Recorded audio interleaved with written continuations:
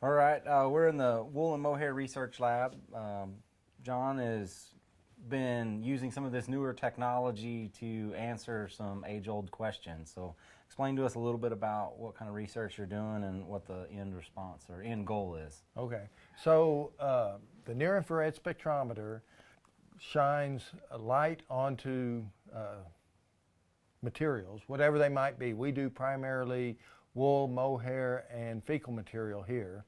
And then if the wavelength of that light is the same as the vibrational frequency of the molecules in that sample, that light gets absorbed.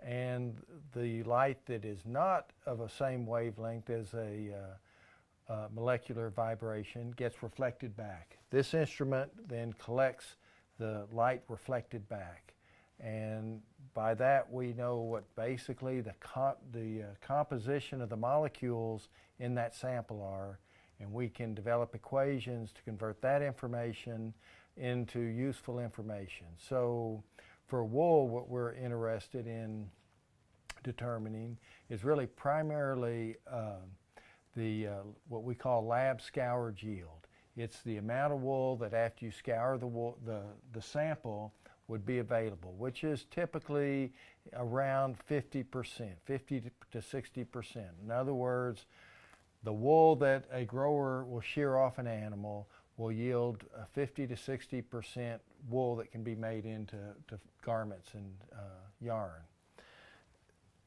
We also are able to get the average fiber diameter, which is an important characteristic of the quality of that wool. The finer the diameter, the higher the quality of the wool. And so the normal way that we get these measurements is that we would take a sample, weigh it, wash it, dry it, and weigh it again. And that whole process is fairly time consuming, and we typically do a couple samples because of the variation. With this instrument, then we also have another machine that will get the average fiber diameter, okay? With this instrument, we can get estimates of both of those with one quick analysis. So this sample would then go into the instrument, and it would shine that light on it. It would produce a spectra, and we can convert it into with the calibrations we've developed, then we can determine the lab scoured yield and the average fiber diameter. That's important so that in several instances, several different ways. In the wool warehouse, oftentimes we have small producers and they may not have enough wool to put in to make a lot. And so we do what's called interlotting.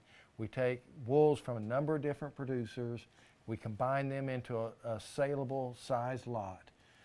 With this, we can get a lot of information on those various lots so that we put together similar type wools to one another. The other part that's of value is that, so each producer has wool that's of different microns and different yields. And so if somebody is producing, say, a 60% yield and somebody else is producing, say, a 50% yield, if they both put in the same pounds of raw wool, you would expect, or the person putting in the 60% yield should get more money for their wool than the other grower. So it's important in that way. So what's the cost and time required to do a fiber diameter analysis and then a lab scour yield, and how do those two separate tests relate to this test? So this test would take about 2 minutes or so to do. The average fiber diameter would take about the same amount of time. They're equivalent for those two, but then the lab scoured yield is going to take 20 minutes or so to do a sample. Yeah. And what about costs? Again, it's mostly labor. So if you look at 2 minutes, it's 10 times as much basically to do the lab scoured yield. How accurate or precise is this at estimating fiber diameter and yield? Right. It's within about a micron, plus or minus about a micron.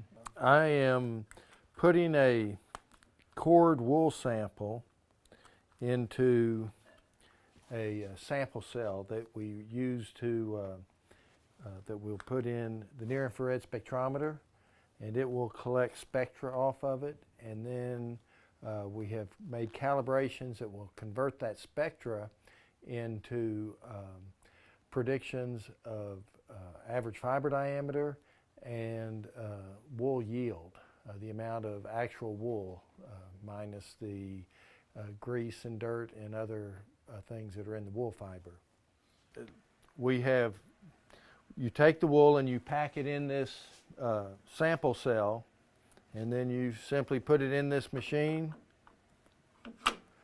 and hit a button, and it will be read by the machine.